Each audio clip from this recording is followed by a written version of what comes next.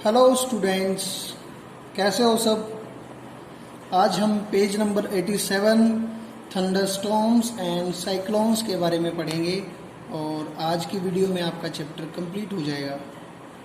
Thunderstorm क्या होता है बच्चों?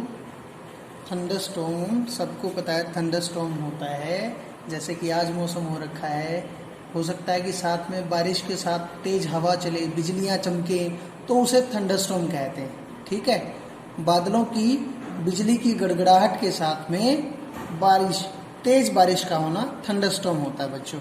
ओके,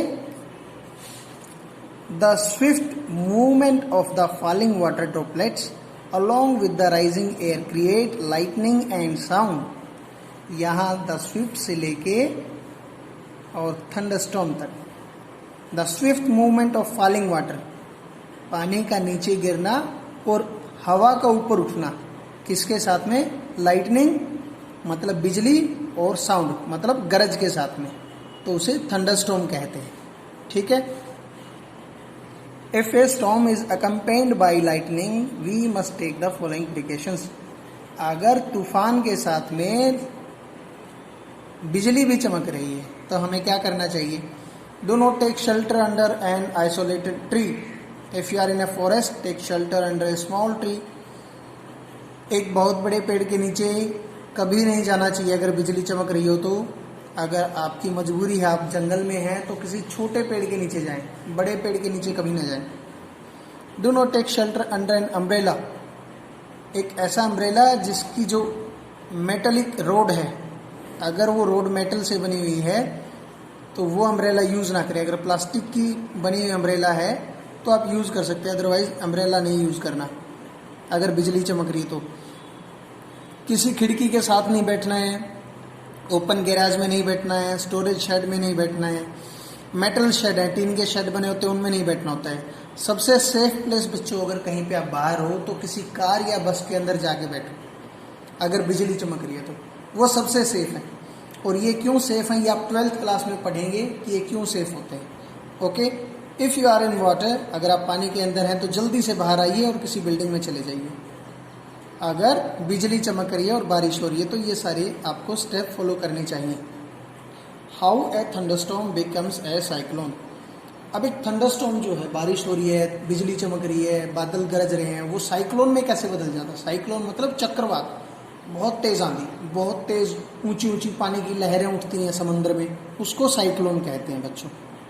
ठीक है, you know that water requires heat when it changes from liquid to vapour. आपको पता है कि पानी को स्टेट चेंज करने के लिए, फॉर्म चेंज करने के लिए, लिक्विड से वेपर में कन्वर्ट होने के लिए हीट चाहिए। तो वैसे ही वापस फिर से वेपर से उसको पानी की बूंदों में कन्वर्ट होने के लिए हीट को रिलीज करना होता है। ठीक है, आपने देखा होगा जैसे आज मौसम हो रखा है, अभी तो मौसम ठंडा है, लेकिन आप देखते हैं कि जब बारिश होने वाली होती है तो उस टाइम पे बहुत गर्मी हो जाती है। तो वो गर्मी कहाँ से आती है? वो जो वाटर वेपर्स हैं वो अपनी हीट को रिलीज कर देती हैं, जिससे कि टेम्परेचर जो है राइज हो जाता है और हमें गर्मी महसूस होती है और हम कहते हैं कि शायद आज बारिश होने वाली है ना। Okay, the heat release to the atmosphere warms the air. जो हीट रिलीज हुई वो एयर को गर्म कर देगी। The air tend to rise and cause a drop in pressure. हवा ऊपर उठेगी और नीचे का प्रेशर ड्रॉप हो जाएगा। More air rushes to the centre of storm. Storm की तरफ ज़्यादा हवा ऊपर जाएगी। This cycle is repeated. ये ऐसा बार बार होता रहेगा। ठीक है, गर्म हवा ऊपर उठती रहेगी, ठंडी हवा कहीं से बह के नीचे आती रहेगी, फिर वो गर्म होकर ऊपर उठती रहेगी। तो ये साइकिल रिपीट होता रहेगा। तो क्या हो जाएगा? इससे लो प्रेशर सिस्टम बन जाएगा और हवाएं बहुत तेज तेज चलना शुरू हो जाएंगी। इसे बच्चों साइक्लोन कहते हैं। Okay, factors like wind speed, wind direction, temperature and humidity contribute to the development of cyclone. बहुत तेज हवा का चलना, हवा की डायरेक्शन, टेम्परेचर और ह्यूमिडिटी, ये सब साइक्लोन को बनने में कारगर होते हैं, इम्पोर्टेंट रोल प्ले करते हैं। पेज नंबर 87 है, मैं पेज नंबर 84 पे चलता हूँ।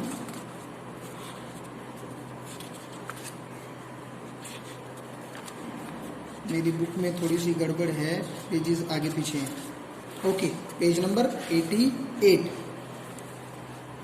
अब यहाँ आप देखिए destruction cause by cyclones. Cyclones कैसे डिस्ट्रक्शन करते हैं, ठीक है।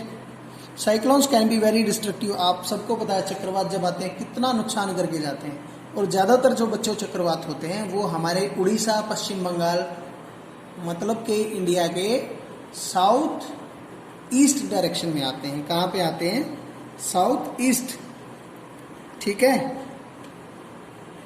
तो ये क्या करते हैं, घरों को उखाड़ देते हैं, ठीक है, ज़मीन को बंजर कर देते हैं, उसकी फर्टिलिटी को छीन लेते हैं, बिजली काट देते हैं, बिजली मतलब डैमेज हो जाती है, टेलीफोन कनेक्शन खराब हो जाते हैं, बहुत लॉस होता है लाइफ का भी और प्रॉपर्टी का भी, ठीक है।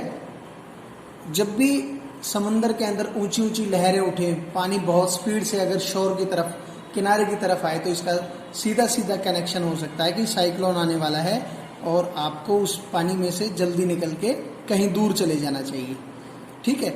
The low pressure in the I lifts water surface in the centre. अब ये देखो यहाँ बीच में जो है एक ये डायग्राम दे रखा है, फॉर्मेशन कैसे बनता है कि साइक्लोन कैसे बनता है। आप यहाँ से समझिए, ये जो बीच में पानी आपको ऊपर उठता हुआ दिख रहा है, यहाँ पे प्रेशर काफ़ी कम है। जैसे कम प्रेशर होके हवा ऊपर उठती है, वैसे ही यहाँ बीच का पानी ऊपर उठ रहा है। ये एक साइक्लोन के बारे में बताया गया। साइक्लोन ऐसे ऐसे बनता है बच्चों। पानी ऊपर उठ गया, इसके आसपास की जो हवाएं हैं उनकी स्पीड बहुत ज़्यादा होती है, बीच में स्पीड कम होती है, और ये जो आपस में ये जो आपको सांप की तरह दिख रहा है, इनका प्रेशर, इनकी स्पीड बहुत ज़्यादा होती है। तो ये पानी की लहरों को बहुत ऊंचा उठा लेती हैं और बहुत स्पीड के साथ आगे मूव कराती हैं। ये आप देखिए, यह इसको बोलते हैं image of the I of cyclone. Cyclone जैसे एक आँख की तरह दिखाई देता है जब हम किसी सैटेलाइट या रेडार से उसका पिक्चर लेते हैं, तो वो ऐसे कुछ दिखाई देती है। और साइक्लोन में देखिए पानी कितनी ऊपर तक, 3 से 12 मीटर, मतलब करीब करीब 30-35 फीट ऊंचाई का पानी भी हो सकता है बच्चों साइक्लोन में, जो कि कितना नुकसान करेगा आप समझ सकते हैं। ओके, साइक्लोन को बच्चों अमेरिका में हरिकेन कहते हैं और जापान और फिलीपींस में उसको टाइफून कहते हैं, ठीक है। अब बात करते हैं बच्चों टोर्नाडोज की। टोर्नाडोज होता है बच्चों, वो काले काले बादल आते हैं और जो बिल्कुल ऐसे गोल गोल घूमते हुए सारी चीज़ों को, जो भी उनके रास्ते में आता है, सबको उड़ा ले जाते हैं। उनको टोर्नाडोज कहते हैं। बहुत तेज़ हवा, बहुत तेज़ आंधी होती है, सिर्फ एक लिमिटेड एरिया में होती है। वो आपने अपने यहाँ भी आसपास में कभी देखा होगा, छोटा मोटा धूल का ऐसे गुब्बारा आता है एकदम से उड़ता हुआ और फिर चला जाता है, उसके बाकी आसपास का एरिया बिल्कुल शांत रहता है। बट उसके पर्टिकुलर एरिया के बीच में आप कुछ भी देखोगे कि धूल है, छोटे मोटे पॉलीथीन है, पेपर है, बहुत तेज़ हवा के साथ उसकी के साथ बहते हुए, उड़ते हुए जाते होते हैं, तो उसे टोर्नाडो कहते हैं। अपने इंडिया में तो टोर्नाडोज छोटे मोटे टाइप के आते हैं, लेकिन अमेरिका जैसी कंट्रीज़ में टोर्नाडोज बहुत ही स्ट्रॉन्ग होते हैं, बहुत ज़्यादा नुकसान करके जाते हैं। वहाँ पे इनकी स्पीड 300 किलोमीटर पर आवर तक की हो सकती है बच्चों, ठीक है। और ये कहाँ पे आते हैं मैंने आपको बताया, वेस्ट कोस्ट ऑफ इंडिया। कम नुकसान होता है इसके ऊपर, ठीक है। ईस्ट कोस्ट में थोड़ा सा नुकसान होता है, जो कि उड़ीसा, पश्चिम बंगाल साइड का जो मैंने एरिया आपको बताया कि वहाँ पे नुकसान ज़्यादा करते हैं, ठीक है। अब टोर्नाडोज अगर आ जाए तो यहाँ पे यंग डिस्कवरी सीरीज से किसी एक दो के आपको यहाँ पे उनका बताया गया है कि उन्होंने क्या कहा, जिनके यहाँ पे टोर्नाडो आया था। उन्होंने कहा कि मुझे टोर्नाडो दिखाई दिया और मैंने भाग के घर में घुसने की कोशिश करी, लेकिन जैसे ही मैं घर के पास पहुँचा मेरा पूरा घर उड़ गया, बट भगवान का शुक्र है कि मैं बच गया। किसी एक और ने कहा कि जब स्टॉर्म बंद हो गया, जब टोर्नाडो बंद हो गया, तो हम अपने खेतों में, गेहूं के खेतों से डिब्रिज का मतलब मलबा उठाने के लिए गए, तो वहाँ पे हमने देखा कि लकड़ियाँ, बोर्ड्स, ट्री ब्रांचेस, पेड़ों की टहनियाँ और मरे हुए पक्षी बहुत बुरी हालत में पड़े हुए थे, और रैबिट्स ऐसे पड़े हुए थे जैसे किसी ने उनकी खाल उतार दी हो, उनका ऐसा हाल हो रखा था। तो आप समझ सकते हैं टोर्नाडो में क्या हाल होता होगा बेटा, ठीक है। तो टोर्नाडो से बचने के लिए हमें क्या करना चाहिए, tornado shelter is a room situated deep inside, ज़मीन के अंदर कोई कमरा हो, अंडरग्राउंड कोई रूम हो जिसकी खिड़की दरवाजे ना हो, उसको बंद कर लिया जाए, खिड़कियां ना हो, दरवाजे को बंद करके, और इस पोजीशन में आपको सिर और को अपने मुंह को अच्छे से कवर करके और ज़मीन पे लेट जाना है, ठीक है। तब आप इस टोर्नाडो के इम्पैक्ट से बच सकते हैं, ठीक है। इसके बाद आते हैं पेज नंबर 90 पे।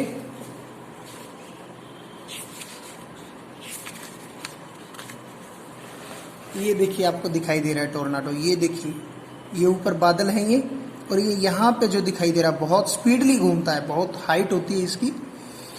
अब इनका पता करने के लिए कि स्टॉर्म आ रहा है, प्रेशर लो हो गया है, विंड स्पीड एक इम्पोर्टेंट रोल प्ले करती है। विंड की स्पीड से पता चल जाता है कि स्टॉर्म आएगा कि नहीं आएगा, या बारिश होने वाली, कैसे होने वाला है।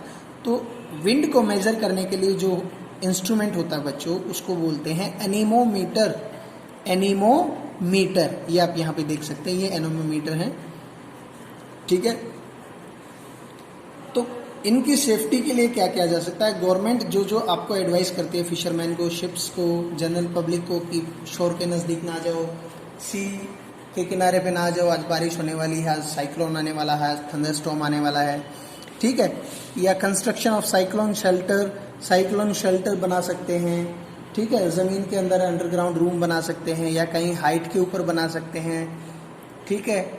किसी मजबूत पहाड़ी के अंदर काट के बना सकते हैं, ठीक है। और जहाँ पे दवाइयाँ, खाने पीने की सारी चीज़ें भी अवेलेबल हो। एक्शन क्या क्या कर सकते हैं, लोग क्या कर सकते हैं इससे बचने के लिए। हमें वार्निंग को इग्नोर नहीं करना चाहिए, जो भी टीवी रेडियो पे वार्निंग आ रही है, न्यूज़पेपर में, वो वार्निंग हमें इग्नोर नहीं करनी चाहिए, उनको फॉलो करना चाहिए। नेसेसरी अरेंजमेंट करने चाहिए कि अपने व्हीकल को, अपने पशुओं को, अपने खाने पीने के सामान को हम कहाँ ले जा सकते हैं और कैसे ले जा सकते हैं। अवॉइड ड्राइविंग, खड़े हुए पानी में ड्राइविंग करना अवॉइड करिए। हो सकता है कि सड़क बह गई हो, तेज फ्लड में बह गई हो, और वहाँ पे आप डूब सकते हैं। आप अपने फ़ोन नंबर में इमरजेंसी सर्विसेज जैसे कि पुलिस, फायर ब्रिगेड, इनके नंबर को आप सेव रखिए, ठीक है। कुछ और भी प्रिकॉशंस हैं जो आप साइक्लोन आने से पहले या उस टाइम पे आप कर सकते हैं। आपको खड़ा हुआ कहीं से भी पानी नहीं पीना चाहिए, आपको अपना पीने का फ्रेश वाटर जो है वो ड्रिंकिंग वाटर ही स्टोर करके रखना चाहिए इमरजेंसी के लिए। गीले स्विच को और गिरे हुए तारों को ना छुएं। डू नॉट गो आउटसाइड, मज़े लेने के लिए बाहर ना जाएं। और जो आपकी हेल्प करने के लिए जो रेस्क्यू टीम आई है, आप उनको परेशान ना करें बेवजह की डिमांड्स करके कि मुझे तो डबल रोटी नहीं चाहिए, मुझे तो मैगी चाहिए, मुझे तो सैंडविच चाहिए। आप ऐसी कोई भी अनयूजुअल डिमांड ना करें। कोऑपरेट करें अपने नेबर्स के साथ और अपने फ्रेंड्स के साथ में। अब एडवांस टेक्नोलॉजी क्या रोल प्ले कर रही है इसमें। एडवांस टेक्नोलॉजी देखो बच्चों, पहले क्या होता था, आज से 20-30 साल पहले हमें पता ही नहीं चलता था, बिल्कुल थोड़ा टाइम मिलता था हमें प्रिपेयर होने के लिए कि साइक्लोन आ रहा है, या बारिश आ रही है, या थंडरस्टॉर्म आ रहा है। अभी लेकिन जो हमारा सैटेलाइट सिस्टम है, रेडार सिस्टम है, वो काफ़ी स्ट्रॉन्ग हो गया, वो काफ़ी एडवांस हो गया। तो वो हमें जल्दी 24 की बजाय 48 आवर्स पहले हमें वो एडवाइस कर देता है, अलर्ट कर देता है कि साइक्लोन आ रहा है, बी प्रिपेयर। तो हमें प्रिपेयर होने के लिए 2 दिन का टाइम मिल जाता है, या 24 घंटे का टाइम मिल जाता है, और हम अपने सामान को सुरक्षित जगह पे ले जा सकते हैं और कम से कम नुकसान हो सकता है। तो आज के लिए बच्चों इतना ही। कीवर्ड्स मैं आपको भेज दूंगा, आप अपने कीवर्ड्स लिखिए। व्हाट यू हैव लर्नड आपने कंप्लीट कर लेना है ये भी, और इससे नेक्स्ट पेज पे 91 से 92 पेज पे जो एक थोड़ी सी टेबल बनी हुई है वो भी आपने कंप्लीट कर लेनी है आपकी फेयर नोटबुक के अंदर। तो ठीक है बच्चों, पढ़ाई करते रहो। Bye bye.